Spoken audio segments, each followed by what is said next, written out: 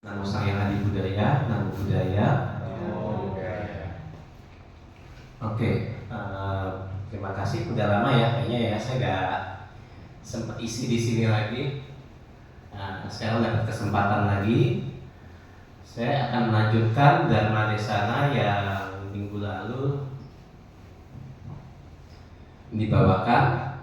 Ya, dari yang kemarin itu sempat dibawakan adalah moralitas. Ya, apa sih moralitas itu? Apa moralitas itu?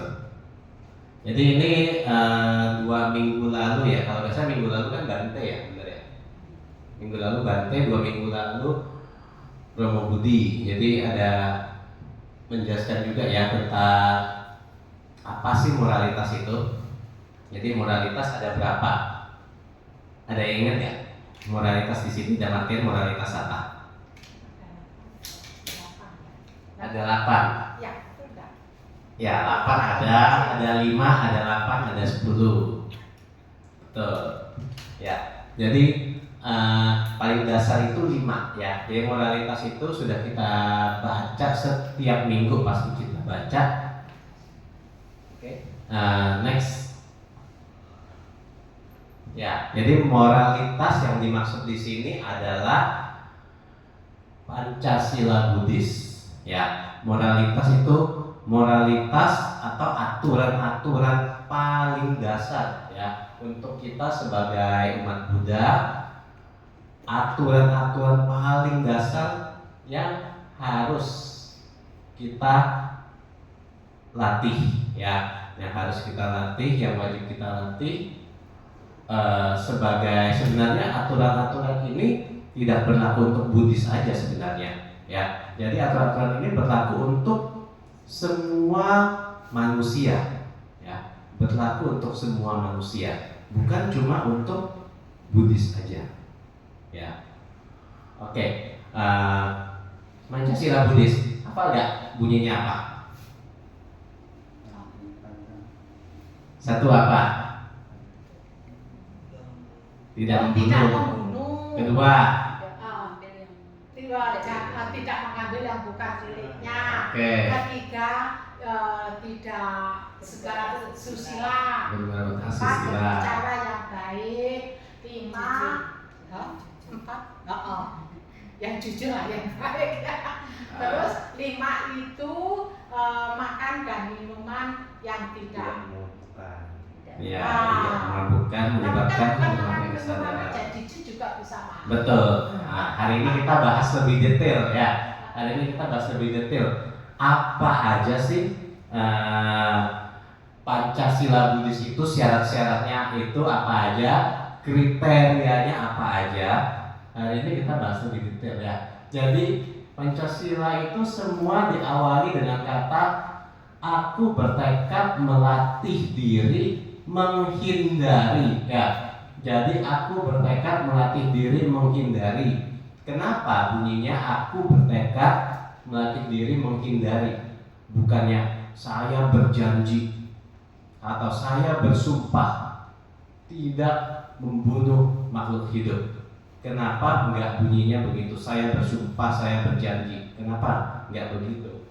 Karena Buddha tahu kita semua itu manusia ya, manusia yang tidak sempurna, yang terus berlatih ya. Jadi kalau kita sudah mengatakan saya bersumpah, saya berjanji, terus kita ternyata tidak berhasil melakukannya atau kita melanggar, ya itu pasti konsekuensinya akan lebih besar. Makanya di sini kata-katanya aku bertekad melatih diri menghindari pembunuhan makhluk hidup ya, menghindari ya. Kita melatih diri, kita semua berlatih ya, karena kita belum sempurna ya. Dengan sadar ataupun kadang tanpa sadar kita bisa melanggar sila-sila itu. Padahal ini cuma 5 loh ya. Ini sila-sila yang dipraktekkan oleh kita sebagai umat awam cuma 5. Kalau yang dipraktekkan oleh Bante atau para pertapa itu 227 ya, 200 sila. Kita cuma 5 sila aja Oke, kita mulai dari sila pertama ya. Next. Oke, hal-hal yang tadi, perbuatan-perbuatan tadi itu bisa dipraktekkan melalui 3 jalur. Apa aja jalur-jalur itu? Jadi ada 3 jalur dalam kita melakukan segala sesuatu ya. Segala sesuatu baik, hal buruk ada bisa dilakukan ya, terutama dalam 3 ya. Oke, next. Pertama, melalui pikiran. Kadang kita mau berbuat baik, kita pasti berpikir dulu, oh saya ingin berdana. Itu saya ingin berdana, itu sudah berdana belum? Sudah ngasih barangnya belum ke orang? Belum ya. Jadi itu sudah satu perbuatan baik melalui pikiran ya, melalui pikiran. Next. Yang kedua, kita bisa melakukan perbuatan misalnya ya, baik atau buruk melalui ucapan ya. Dulu ucapan. Kalau zaman sekarang bukan cuma ucapan ya. Zaman sekarang ucapan itu bisa dirubah ke media sosial, sharing ya, sharing status atau apapun itu.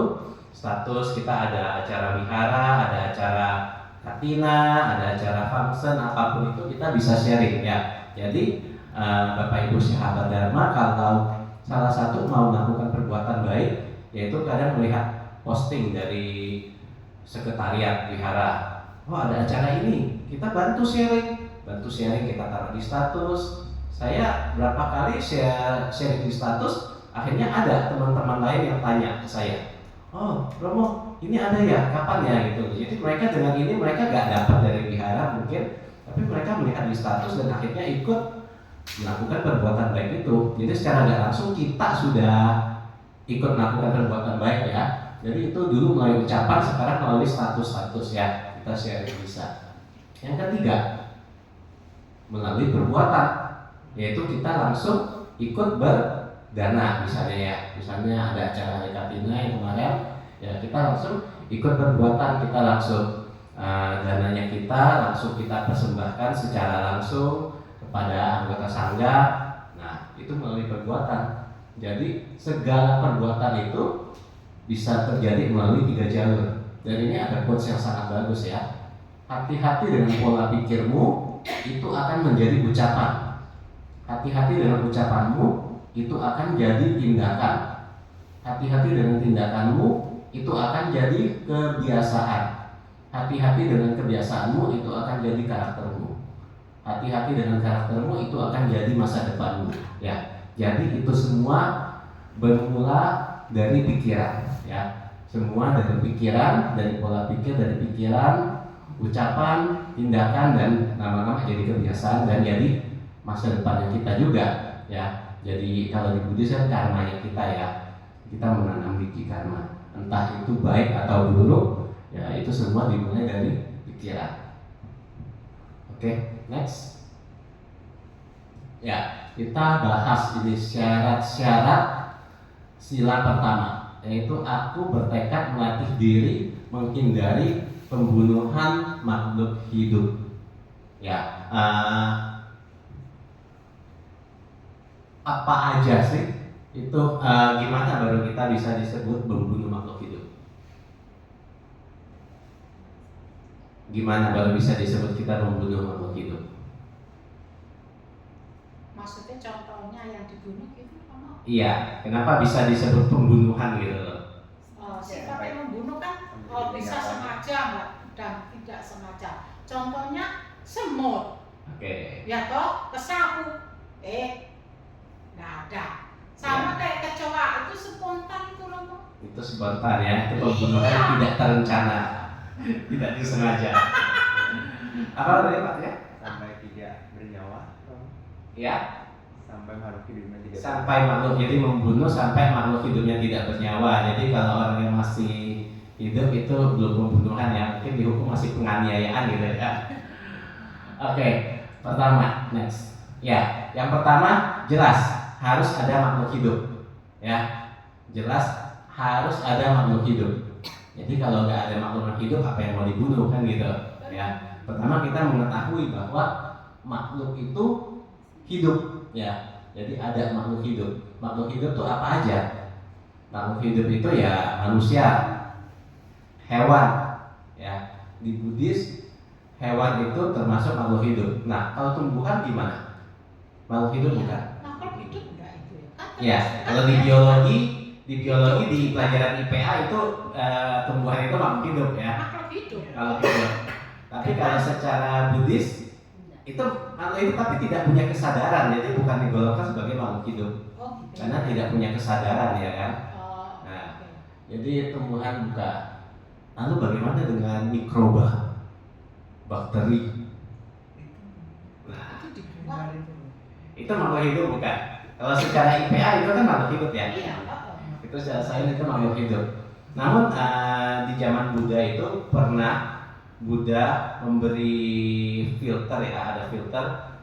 Saringlah air yang kamu minum ya. Jadi ketika murid-muridnya mau minum air, itu disaring airnya dengan kain gitu sehingga airnya bersih dan tidak ada makhluk hidup yang terminum kayak gitu ya. Jadi kalau kita ngambil batasan itu berarti bakteri-bakteri sama virus itu kalau cuma saring kain kan udah pasti tidak efektif ya, mungkin masih akan terminum ya, tapi berarti itu tidak termasuk makhluk hidup ya, virus bakteri tidak termasuk makhluk hidup. Oke. Next. Jadi yang kedua, tahu bahwa makhluk itu hidup ya, tahu bahwa makhluk itu hidup. Contohnya apa? Misalnya ada semut yang sangat kecil ya, semut yang sangat kecil atau ada bentuk serangga sangat kecil seperti mungkin titik gitu aja sangat kecil di meja ya. Kita tidak menyadari bahwa itu kita tidak tahu bahwa itu makhluk hidup ya. Kita bersihin, kita mau bersihin, pas ini dipencet dikit diiniin, ternyata keluar lendir darah atau apapun itu ya. Nah itu berarti kita nggak tahu bahwa makhluk itu hidup itu loh ya, karena kita nggak tahu.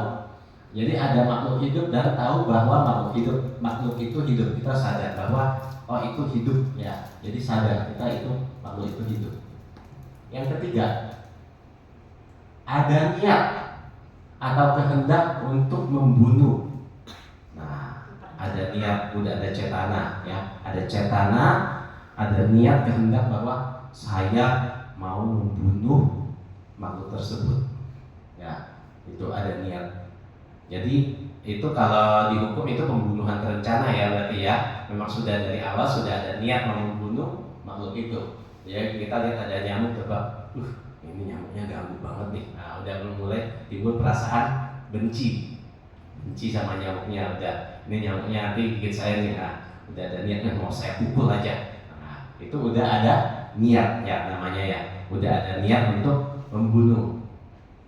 Next, ada usaha untuk membunuh ya. Kalau kita ngomong nyamuk ya kita langsung pak pukul ya. Nah itu namanya ada usaha untuk membunuh ya. Ada usaha dilakukan dengan tangan, baik dengan tangan kita sendiri ataupun melalui tangan orang lain. Misalnya dalam kasus-kasus tertentu kita menyewa pembunuh bayaran ya kan, menyuruh pembunuh itu bunuh ini ya, itu usaha juga namanya ya. Kita yang menyuruh itulah yang sudah kena karma juga. Yang kelima, makhluk itu mati sebagai akibat dari usaha tersebut ya, seperti kata Pak siapa? Andi. Ya, Andi ya. Jadi makhluk itu mati.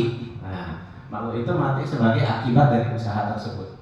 Jadi kalau 5 syarat ini terpenuhi, ya selamat, Anda telah melakukan karma buruk berarti ya. Kalau 5 syarat ini terpenuhi dan karma buruknya itu benar-benar sempurna ya, karena 5-5-nya itu dilakukan dengan penuh kesadaran ya, dengan tujuan memang untuk membunuh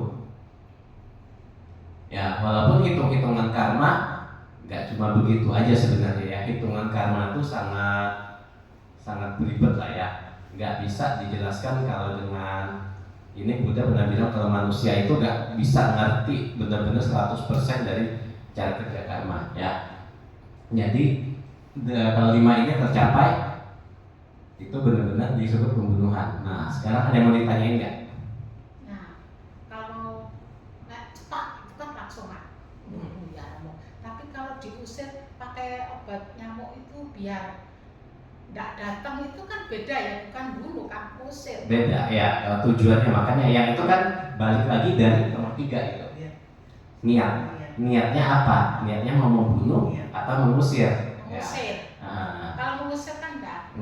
Iya, mengusir enggak. Mengusir kita tidak melakukan karma buruk. Kadang kita mengusir dengan obat nyamuk, kadang mungkin mengusir pakai yang alami ya, seperti tumbuhan lavender atau apa, taruh di rumah biar nyamuknya nggak suka dengan aroma tersebut. Ya. Oke, ada case-case apa coba yang berhubungan dengan pembunuhan? Coba kita bahas sama-sama. Oh, kalau sampai sekarang saya tuh sama kecoa. Sama kecoa langsung diinjak apa lari malahan? Otomatis tuh ngeliatnya depan langsung pak, Langsung pak pakai sendal ya. Otomatis ya. Oh sudah terpenuhi tuh. Usaha itu nomor berapa? Nomor 5 itu.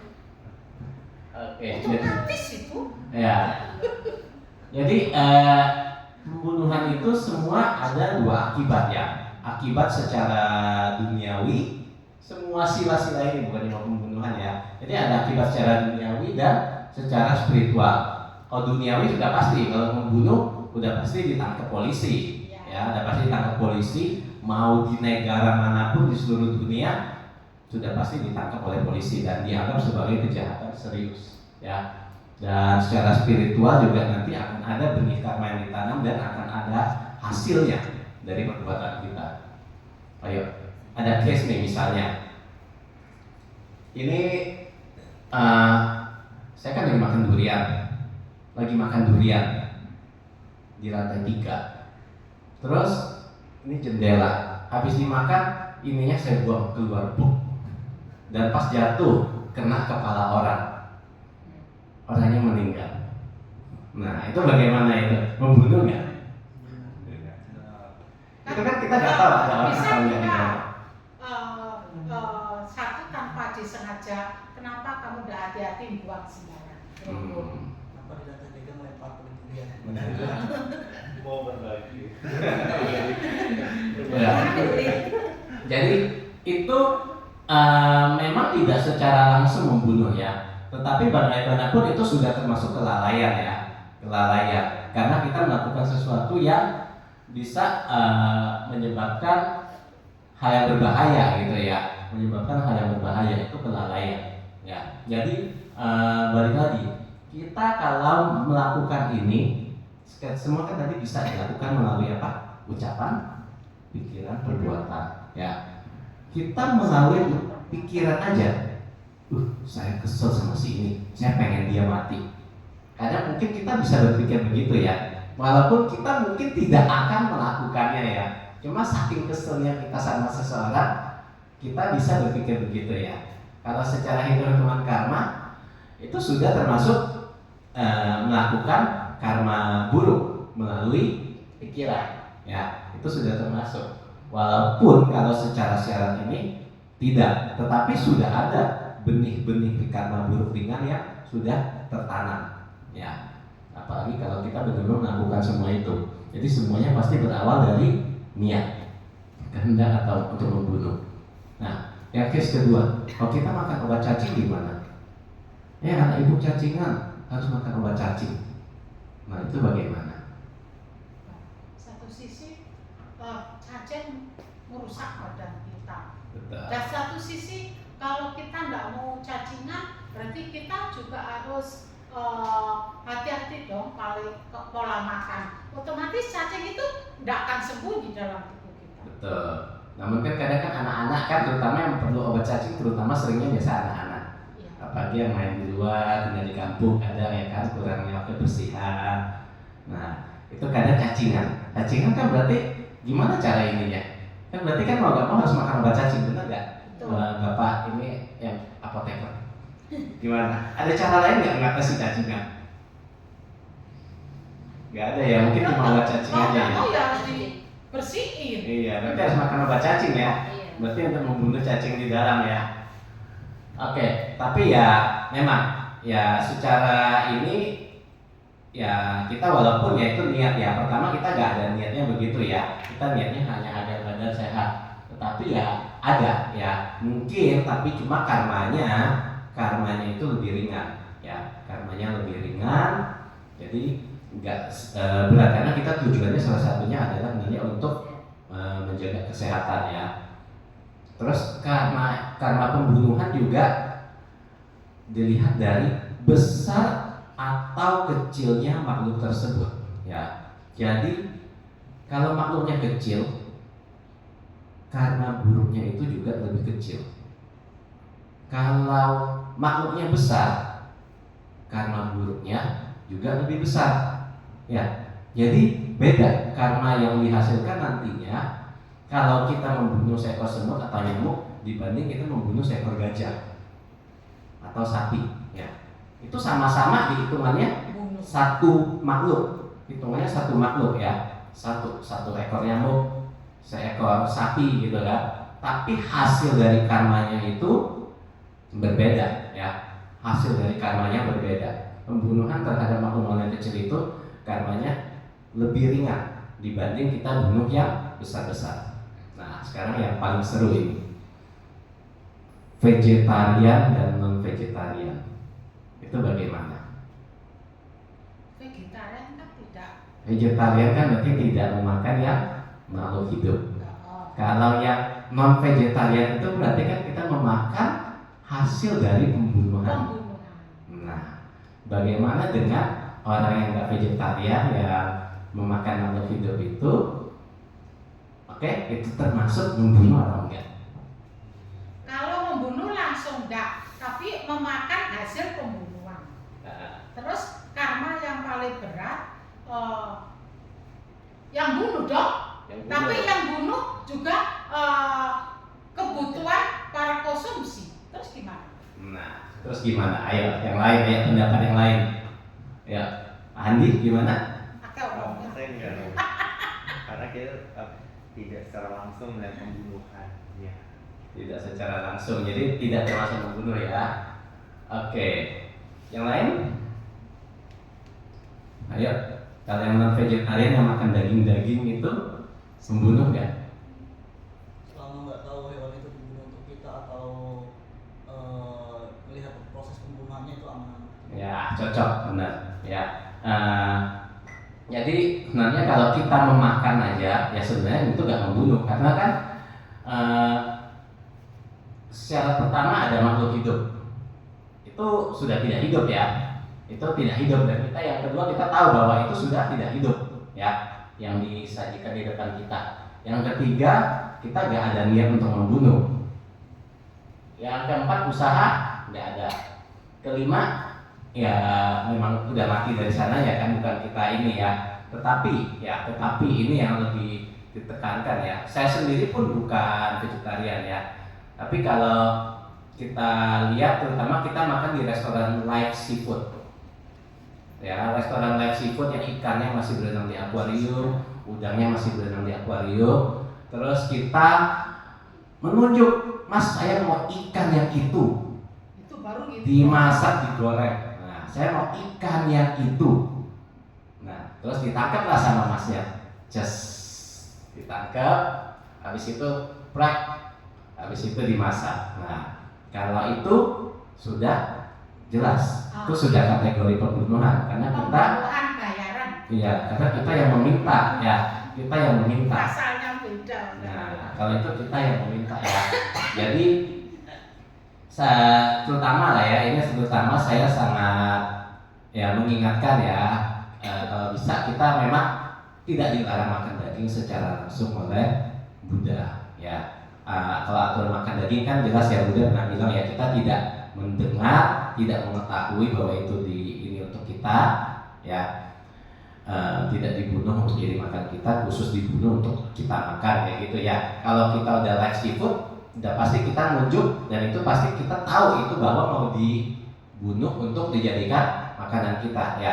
Jadi sangat baik kalau kita bisa menghindari itu ya. Ya, kita di restoran jangan pesen yang live seafood yang hidup-hidup ya. Sebisa mungkin kita hindari ya. Oke, ya, tapi namun kalau ada satu sisi lagi memang kita tidak membunuh, tapi kalau memang mau mungkin kita mempraktekkan meta cinta kasih, karuna belas kasihan, kita mempraktekkan itu dengan lebih sempurnanya lagi, ya boleh juga kalau ya mau mencoba vegetarian atau mengurangi ya. Paling nggak secara nggak langsung, kalau mungkin secara tidak langsung ya, kalau semakin sedikit orang yang mengonsumsi daging-dagingan, otomatis akan lebih sedikit ya mengurangi kayak kerjaannya tukang jagal atau pembunuhan secara tidak langsung itu ya, itu sih ya. Oke, ada yang mau dibahas lagi nggak kira-kira dari case pembunuhan? Romo, kalau hukuman mati koruptor itu gimana Romo? Kan itu demi menegakkan keadilan. Betul. Hukuman mati dalam segi Buddhis syaratnya terpenuhi nggak? Kita tahu kalau itu hidup, tahu bahwa makhluk itu hidup, ada niat kehendak untuk membunuh, ya, ada usaha kan, udah pasti, dan makhluk itu mati. Ya berarti kalau secara Buddhis itu membunuh. Terus yang menanggung ini siapa? Ya, Karma buruk. Yang menanggung karma buruk semuanya dapat, hakimnya juga dapat, algojonya juga kena juga.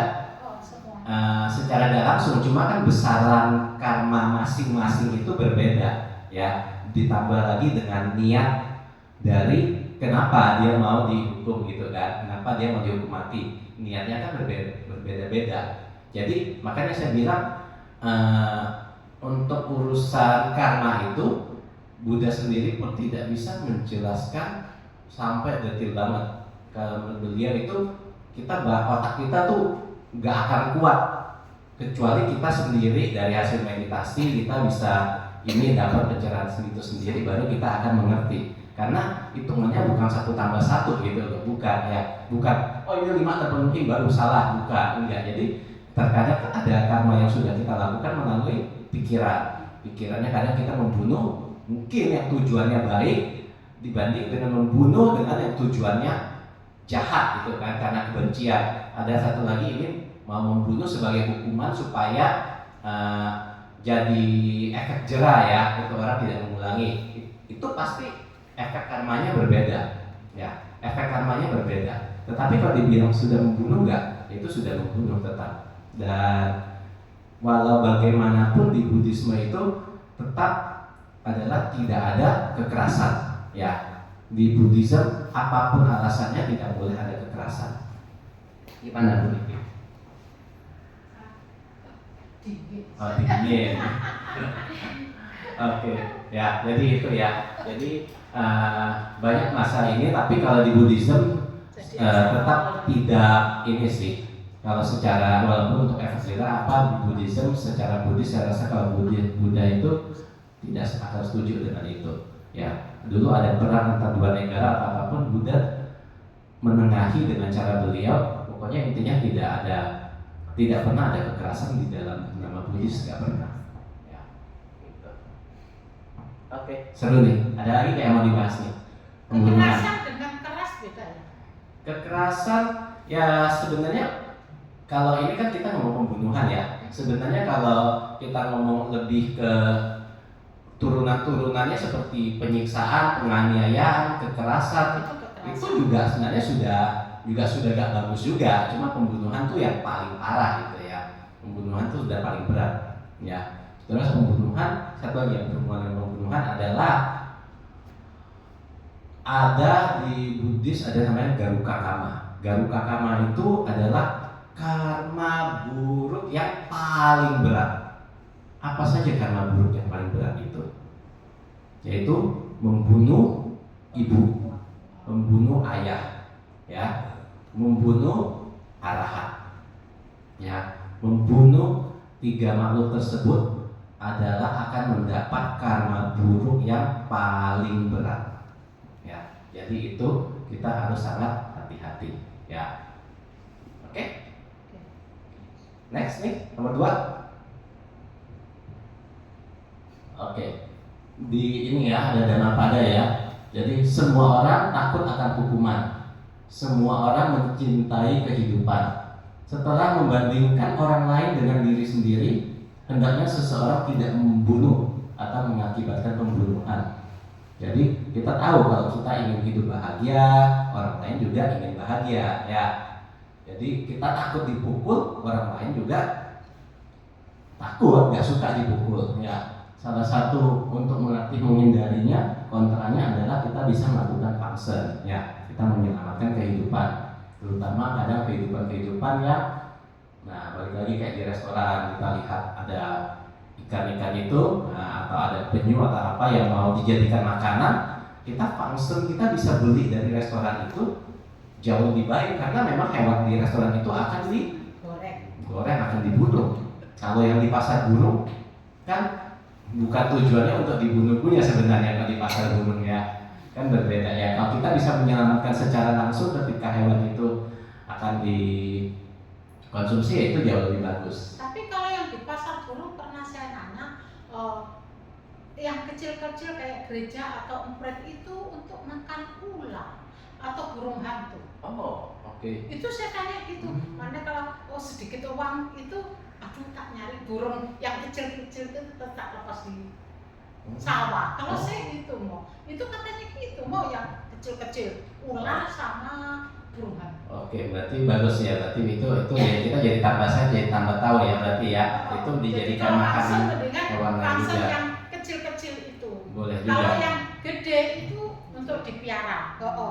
Kayak apa burung perkutut atau cerucut Iya. itu.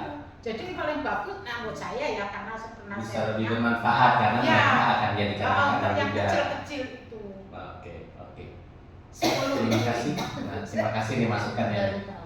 Oh baru tahu. Baru tahu, saya juga baru tahu. Oh saya tahu. Oke, next. Next, enggak. Yang kedua, aku bertekad melatih diri menghindari mengambil barang yang tidak diberikan. Syarat-syaratnya apa aja? 1. Ada barang atau benda milik pihak lain, ya. Jadi barangnya jelas ada. Nah, ini barangnya tahu ya, ini punya saya ya. Udah tahu ya, jangan diambil ya. Ya. Yang kedua, mengetahui barang itu ada pemiliknya. Karena kita kan ketemu misalnya HP di sini, kita nggak tahu, tapi gimana pun namanya barang kan pasti ada pemiliknya kan? Iya, pasti ada pemiliknya. Kecuali ada batu kali ya mungkin itu nggak ada pemiliknya gitu kan. Tapi kalau barang kan udah pasti ada pemiliknya. Kalau kayak HP, uang gitu kan, nggak mungkin nggak ada pemiliknya. Yang ketiga, ada niat, ya balik lagi, ada niat kehendak atau cetana untuk mengambil, ya udah ada.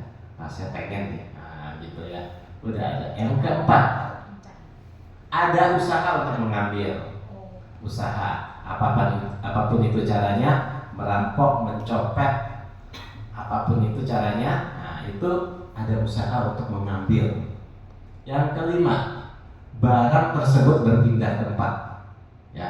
Jadi ini 5 syarat untuk mengatakan bahwa mengambil barang yang tidak diberikan, ya.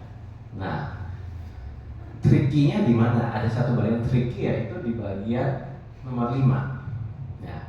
Kalau di Buddhis sebenarnya menurut aturan ini barang tersebut berpindah tempat. Jadi ini HP saya taruh di sini. Saya lagi nggak tahu. Misalnya terus ada orang si A datang pengen ngambil, baru keambil dikit. Saya pas jalan balik barangnya ditaruh. Kan sudah tidak di posisinya nih. Tadi di sini, sekarang pindah ke sini. Ya kan? Berarti kan barang tersebut berpindah tempat. Nah, barang berpindah tempat itu ya itu sudah termasuk ini juga. Sudah termasuk mengambil barang yang tidak diberikan. Makanya kadang kalau kita berdana kepada bante, ya kepada anggota sangga,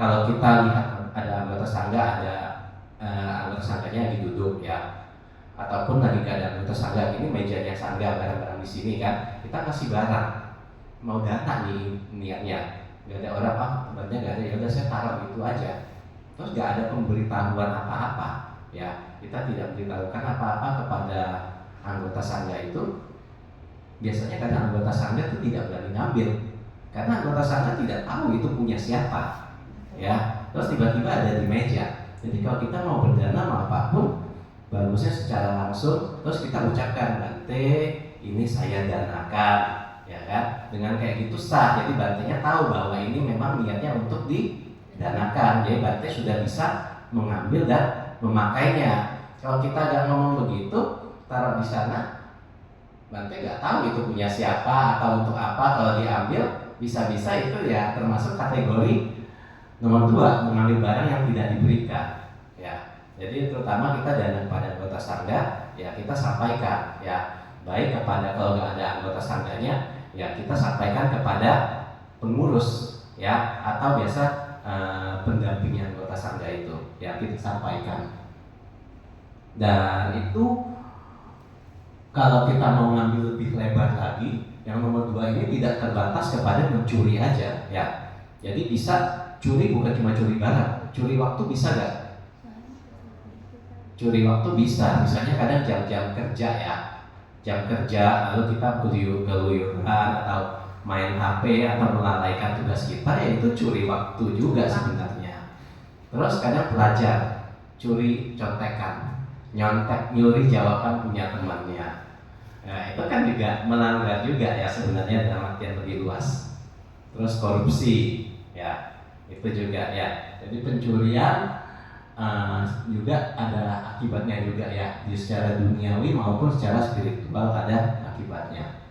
Next, ya dari Anuttara Nikaya 8.40, dukkha rita vipaka sutta, mengambil apa yang tidak diberikan, yang berulang-ulang dilakukan, dikembangkan dan dilatih adalah kondusif untuk mencapai neraka, mencapai alam binatang, dan mencapai alam hantu menderita. Bagi seseorang yang terlahir kembali sebagai manusia, mengambil apa yang tidak diberikan paling sedikit adalah kondusif untuk mengalami kehilangan kekayaan. Ya, jadi kalau kita sering mencuri, kalau kita sebagai manusia, buah karmanya itu adalah kehilangan kekayaan. Terkadang ada ya misalnya, ya mungkin kalau yang usaha, kadang usaha duitnya dimakan sama karyawannya, kadang itu bisa. Yang mungkin juga, atau kadang ada orang yang beli barang, baru beli iPhone 17 Pro Max, baru 1 minggu jatuh, rusak langsung, hilang udah 20 juta. Itu kan kehilangan kekayaan juga ya kan. Kadang ada orang barangnya awet, ada yang barangnya mungkin sebentar sudah rusak kan? Itu kan juga kehilangan kekayaan namanya ya. Jadi itu ya, lawannya dari mencuri adalah kita yaitu melakukan dana ya, kita melakukan dana, melakukan kebajikan. Oke, ada yang mau dibahas ya untuk pencurian?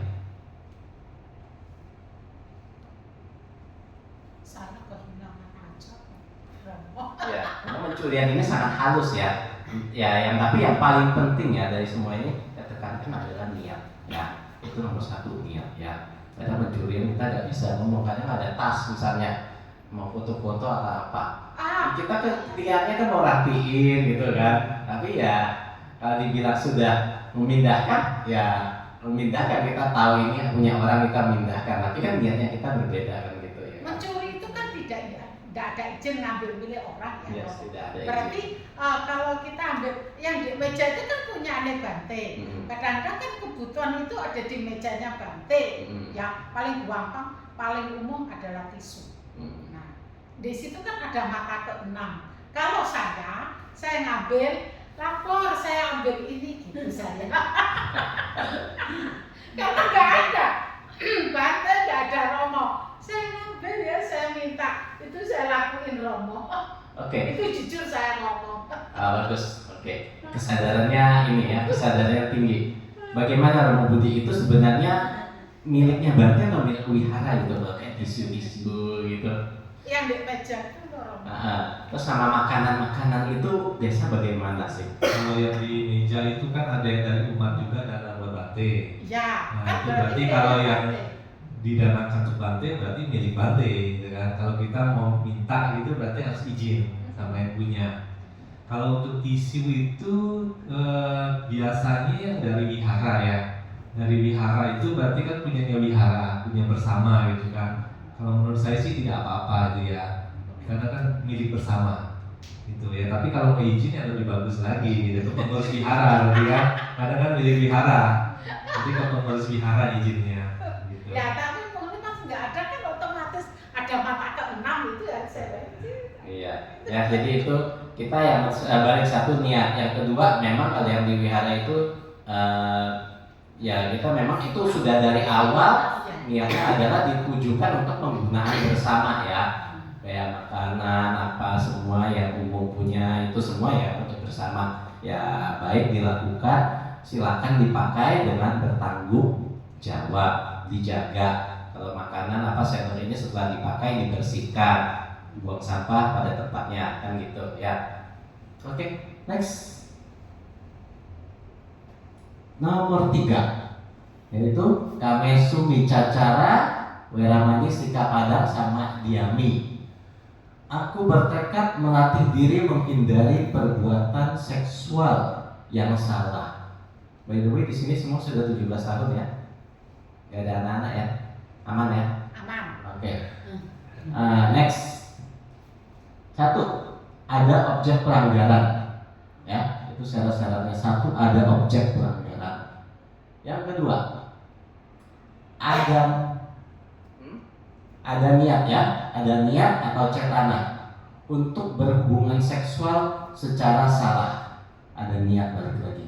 Yang ketiga, ada usaha dalam melakukannya, ada usaha.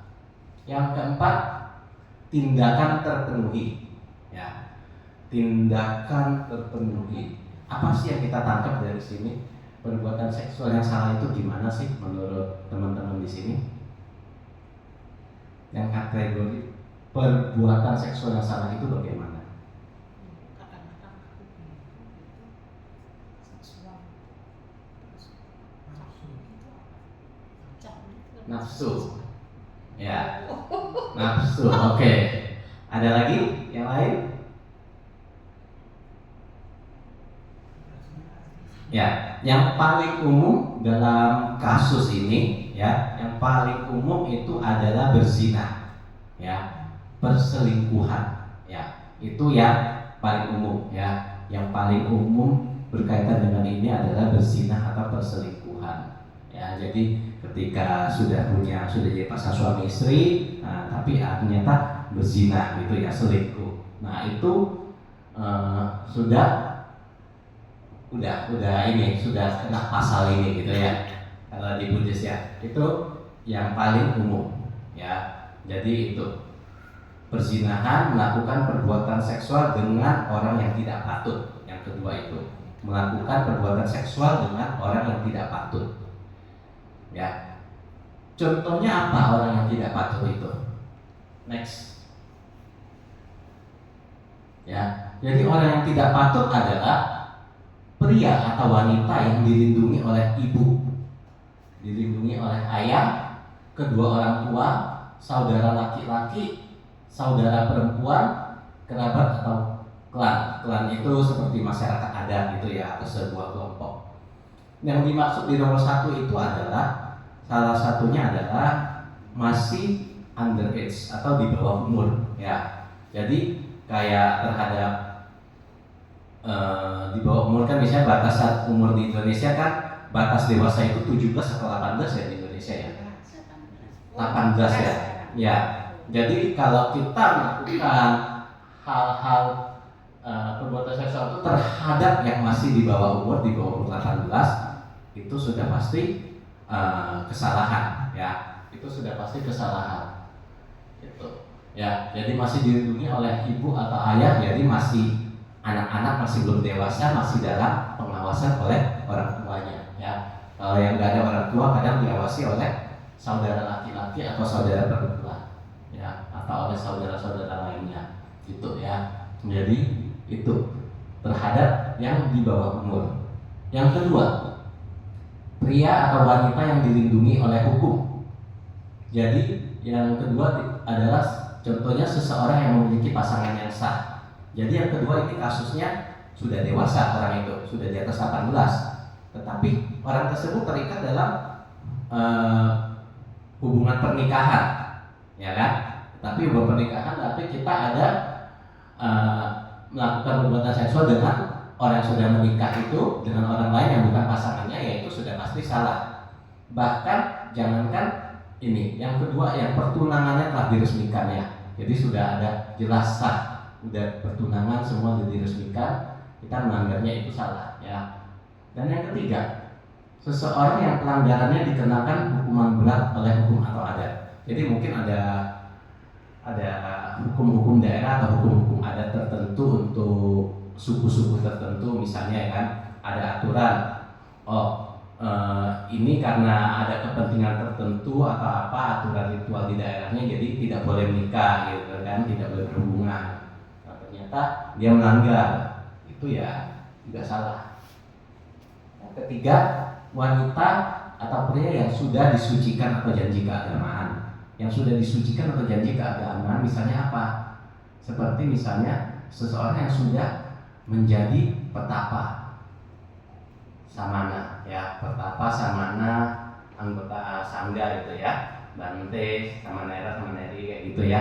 Itu juga termasuk objek yang dilarang dalam agama Buddha ya, karena mereka sudah berjanji di dalam hidup pertama di agama Buddha kan harus hidup selibat ya. Selibat itu tidak boleh punya pasangan ya, itu. Jadi ini adalah objek-objek yang salah ya, yang tidak patut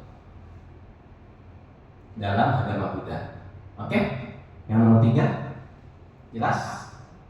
Oke, jelas. Next kita ke nomor 4. Next ya ini Kak.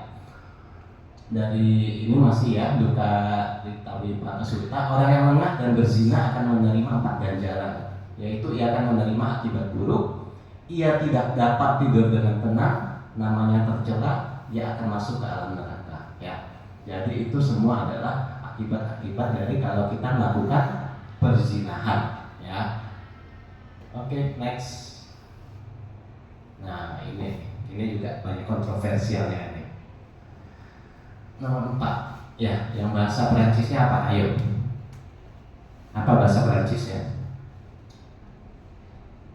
Musawadah weramani sikap padang sama diami ya, itu ya.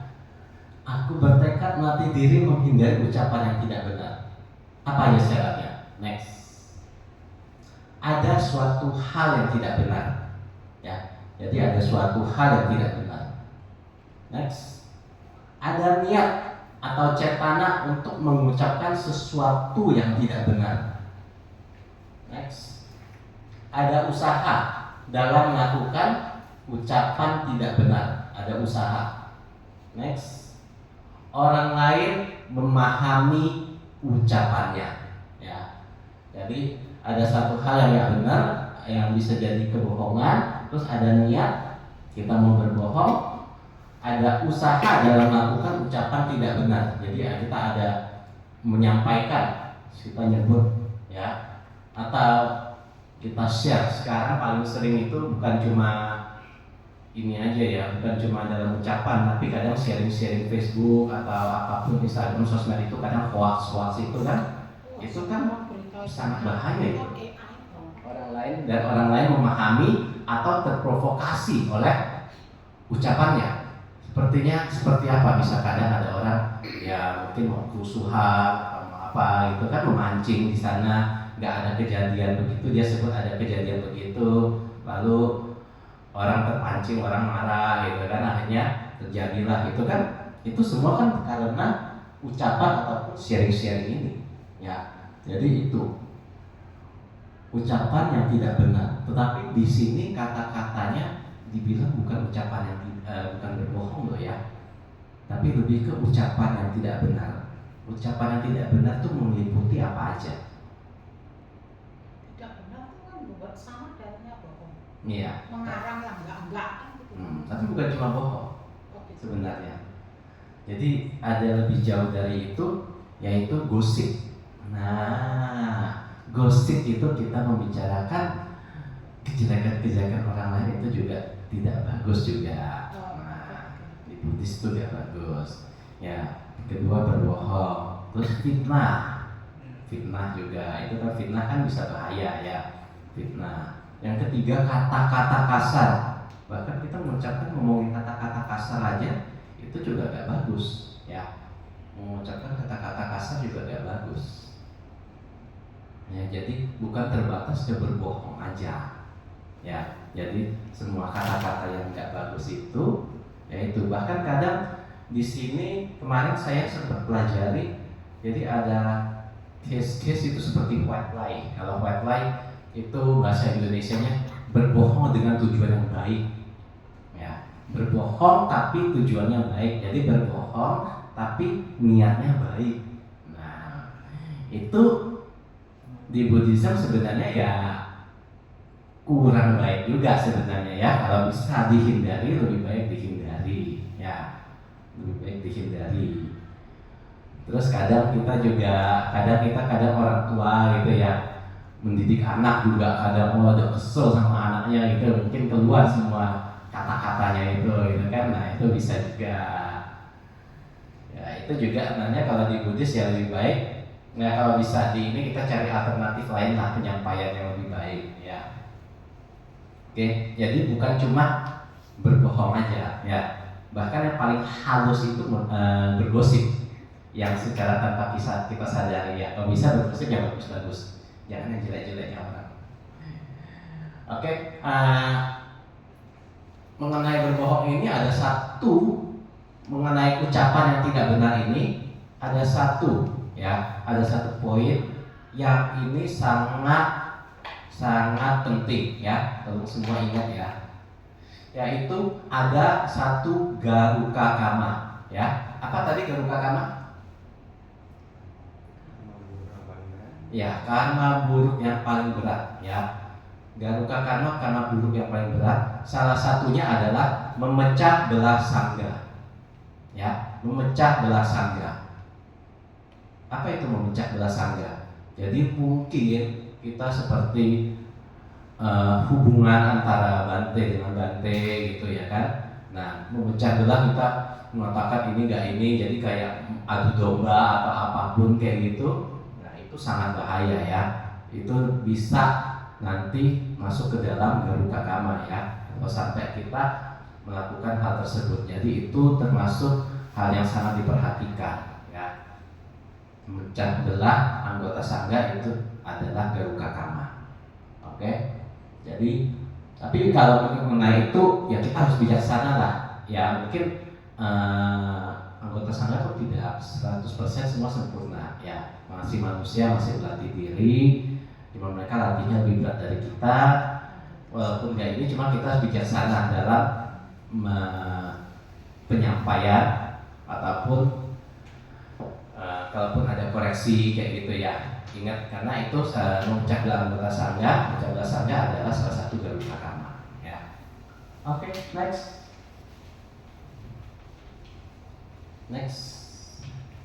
Nah, gimana ucapan itu benar? Yaitu ucapan pada waktu yang tepat. Yang kedua, ucapan yang benar.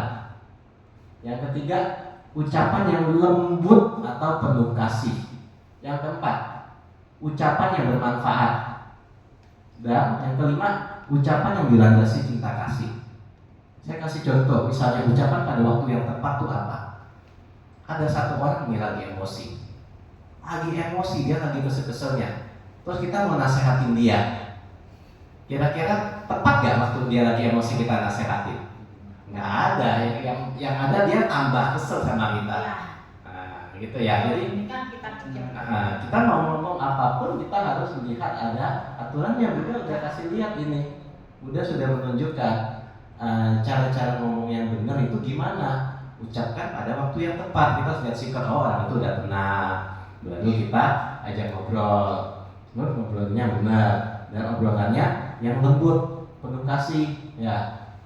Jangan pakai kata-kata kasar kayak gitu. Ucapan yang bermanfaat yang dilandasi dengan cinta kasih ya. Ya sudah dikasih step-stepnya ini ya. Oke. Next. Dhamma pada 133 ya. Jangan berbicara kasar kepada siapapun, karena mereka yang mendapat perlakuan demikian akan membalas dengan cara yang sama. Sungguh menyakitkan ucapan kasar itu, yang pada gilirannya akan melukaimu. Ya, jadi kita berucap kasar, kita berucap hal yang tidak baik, nanti ya karma, ya apapun nanti bisa balik lagi ke kita. Nah, itu contohnya mungkin kalau udah pada tahu itu biksu di Rabunyo, ya nanti di Rabunyo. Kalau di sini termasuk ada yang lagi viral ya belakangan ini ya dengan podcastnya. Dan beliau itu bantu backpacker ya, sering dharma desanya ke masjid dan ke gereja. Ya, jadi itu menyebarkan dharma ya, daripada kita bergosip yang gak bagus, mendingan kita nyebarin dharma ya, yang bagus-bagus, gosip yang bagus-bagus. Oke, next. Yang kelima, aku bertekad melatih diri menghindari minuman keras dan segala sesuatu yang menyebabkan lemahnya kesadaran. Oke, next. Ya, syarat-syaratnya adalah ada sesuatu yang memabukkan. Yang kedua, ada niat atau cetana untuk meminum atau menggunakannya. Yang ketiga, ada usaha dalam meminum atau menggunakannya. Yang keempat, zat tersebut terminum, terpakai atau ternikmati. Oke, apa aja sih yang ini? Menghindari minuman keras. Ya, kalau zaman dulu mungkin minuman keras ya, zaman sekarang bukan cuma minuman ya, jadi lebih luas lagi. Itu zat-zat seperti narkoba itu sudah ada dalam bentuk apa? Pil. Sekarang yang bahaya cair. Cair ya, cair itu kadang orang kalau sekarang saya dengar katanya bisa dimasukin ke vape atau apa kayak gitu-gituan ya. Betul. Jadi itu sangat gampang dikonsumsi malahan ya. Udah gak seribet dulu gitu harus pakai apa, mungkin apa bom atau apa itu ya. Ya kayak gini mungkin susah ya. Kalau vape jadi kayak seakan cairan tinggal masukin udah langsung kita mengkonsumsi narkoba gitu ya. Makanya di Singapura itu kan paling dilarang. Karena selain untuk merokok itu juga penyalahgunaannya besar sekali potensinya ya. Terus melalui pil, obat itu ada serbuk dan sebagainya ya. Jadi Lunak Indonesia. terus kalau rokok gimana? Nah teman-teman rokok gimana nih? Termasuk gak sih itu? Ya? Merusak juga. Jadi termasuk seharusnya dihindari. Sorry ya, buat teman-teman yang ada yang merokok di sini ya. Kita bahas dulu ya. Tergantung itu benar atau saya seperti bapak saya sendiri. Kalau kita dari segi kesehatan udah pasti semua orang dokter pasti bilangnya nggak bagus gitu kan. Tapi kan di satu sisi juga ada yang bilang dokter yang merokok ada. Terus yang kedua ada juga ya, ya itu dokternya sendiri merokok. Yang kedua ada juga ya, oh itu dulu perokok juga dia sampai umurnya sehat sampai beratusan tahun gitu kan, katanya sampai tua dia juga merokok katanya nggak apa. Orang tua saya perokok 92 baru. 92 atau awet juga kan berarti kan. Nah, itu berarti kan banyak faktor ya. Jadi rokok juga kalau bisa dihindari mungkin ya begitu ya. Kalau bisa dihindari diusahakan dikurangi. Terus minuman keras.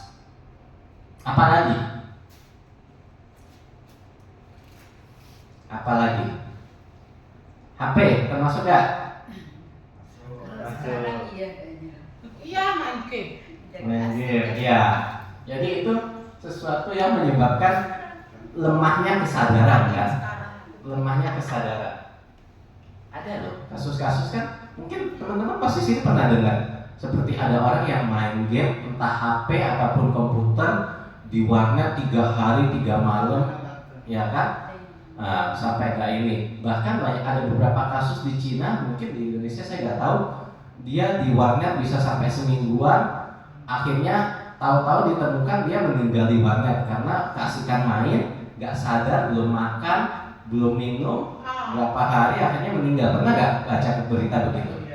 Ya, itu kan berarti kan lemahnya kesadaran. Dia tidak sadar lagi bahwa dia belum makan, belum minum. Akhirnya bukan cuma hilang kesadaran, bahkan hilang nyawanya juga kan gitu ya. Jadi itu juga sekajaman sekarang sudah termasuk hal-hal yang melemahkan kesadaran. Kayak saya pribadi pun belum bisa 100% gitu. Kadang kita masih memilih nonton HP, lihat TikTok daripada kita menggunakan waktu kita untuk bermeditasi. Kadang kita nggak sadar waktu kita sehari pegang HP itu berapa lama gitu kan. Kadang pun kita pegang HP bisa sampai begadang-begadang loh, sampai nggak tidur sampai tengah malam ya kan. Entah itu nonton drama, TikTok, main game atau apapun itu ya. Mungkin zaman sekarang itu juga termasuk hal yang perlu diwaspadai ya, perlu diwaspadai, bukannya dihindari ya. Karena seperti gadget itu juga ya itu ada positifnya juga, bukan cuma negatifnya ya. Positifnya kita bisa menggunakan gadget untuk berbagi kan, berbagi hal-hal baik, berbagi berita baik kan gitu ya. Seperti Permu Budi biasa broadcast ya. Kalau Inga sama Evi ya kan broadcast kan, ini kan ya, acara-acara wihara gitu kan, menyampaikan berita-berita baik kan dari Tapi sana. sebetulnya minuman itu juga untuk menghangatkan badan. Nomor satu kan jangan berlebihan itu ya. Kalau di kasus-kasus ini dan di film yang pernah saya nonton, misalnya kalau di luar negeri mereka kadang sedikit aja ya, kadang sedikit banyak tuh bisa berpengaruh, sedikit banyak bisa berpengaruh. Apalagi kalau kayak di luar negeri orang yang menyetir, jadi kalau mereka kalau ada minum dan menyetir itu ada pelanggaran, salah, sama sekali salah. Karena itu nanti waktu nyetir kurang konsentrasi dan itu bisa ya kecelakaan, ya menabrak orang atau apapun. Dan kalau kita dalam keadaan tidak sadar, ya bisa juga seperti ya itu, dengan kita nggak sadar kita bisa mencuri, bisa berbuat asusila, bisa berbuat pembunuhan, semua salah satu dimulainya dari minuman keras ini ya, karena kita sudah nggak sadar ya. Jadi ya memang ada yang misalnya katanya minum ini apa, anggur merah sehari 100 loki bagus untuk jantung katanya gitu ya. Kalau ada alternatif lain ya alternatif lain lah kita coba kan gitu, itu kan bukan satu-satunya. Arah ketan itu. Kalau ginseng. Arak ketan ya itu mengandung alkohol ya, walaupun mungkin sedikit gitu ya. Itu Ya. untuk menghangatkan badan. Jadi sehari itu 1 sendok teh. Ya kalau tujuannya itu ya lihatlah. Tapi kalau di Tapi Indonesia, nggak untuk minum, aku mabuk. tapi di Indonesia udah panas kok, jangan dihangatin lagi. Iya. Cuaca panas sekarang. Kalau orang di luar negeri mereka mungkin ya baru ya katanya ya musim salju minum itu ya. Tapi apakah semua orang begitu? Di sana di luar negeri semua orang rata-rata peminum gitu atau gimana sih, saya nggak tahu ya. Enggak juga ya. Enggak juga ya. Mungkin ada Cuma beberapa di pantai yang aja, wes langsung. ya yang di sini aja. Padahal mungkin ya mereka juga habitnya tidak begitu lah. Tidak 100% bukan itu minuman satu-satunya, ada alternatif lain mungkin ya. Oke, ada lagi nggak nih sila kelima, kira-kira apa yang mau ditanyakan sila kelima? Apa yang mau dibahas nih? Jadi saya tidak. Berarti kalau nggak sampai mabuk aman dong. Enggak juga, dia bukan bilang ini, tapi minum aja, mengkonsumsi aja sudah terminum, zat tersebut terminum atau terpakai sudah. Jadi sama seperti case-case yang lain ya itu, kalau sudah ini kan sudah terminum atau terpakai itu ya sudah tidak ini, entah itu menyebabkan mabuk atau enggak, ya kasusnya lain lagi ya kan. Tapi kan sudah terminum, sudah ternikmati kan begitu. Ya kalau bisa dikurangi ya lebih baik dikurangi lah kan gitu aja. Kurangin aja sih. Kurangin. Lama-lama bisa kok, enggak. Percaya deh. Sudah ada fakta. Sudah ya, sudah pengalaman ya. Oke, apalagi nih? Ada lagi yang mau dibahas kira-kira? Sila 1 sampai 5. Jelas ya, kira-kira itulah itu pakem-pakemnya ya, itu pakem-pakemnya di penerapan Pancasila di kehidupan kita sehari-hari ya. Balik lagi di sini adalah aku bertekad melatih diri menghindari ya. Dimanapun kita semua kita ini ya, kita bertekad, kita melatih diri lah ya, kita berlatih ya. Semoga latihan ini lama-lama bisa jadi sempurna, kita benar-benar bisa menerapkannya semuanya dengan baik, kayak gitu ya. Oke, next. Ya, jadi ini balikannya. Jadi segala pada suka, untuk orang yang suka minum minuman keras, kerugian harta benda, ya, kerugian harta benda yang terlihat. Kemarin saya baru lihat di TikTok di Atlas atau di bar apa di Jakarta, pemesan Azul Ultra atau Azul Go, ya kalau yang nggak tahu Azul itu merek minuman keras sih, tapi orang yang order itu sampai di panggung ditulisin, selamat kepada bapak ini memesan Azul Gold gitu minuman ini. Saya cek harganya berapa, ternyata satu botolnya itu 18 sampai 20 juta. Pantesan diselamatin gitu ya. Minumannya dibawa turun sama bidadari, yang dari atapnya bidadari diangkat kali, minuman dibawa turun begitu. Wah, sampai begitunya ya. Jadi itu hartanya itu udah pasti kaya banget ya. Kalau enggak ya pesen minuman yang semahal itu ya. Meningkatnya pertengkaran dan konflik. Nah, kalau orang yang sudah kayak gitu pasti bertengkar. Terjangkit penyakit lever sudah pasti. Ya, sirosis hati.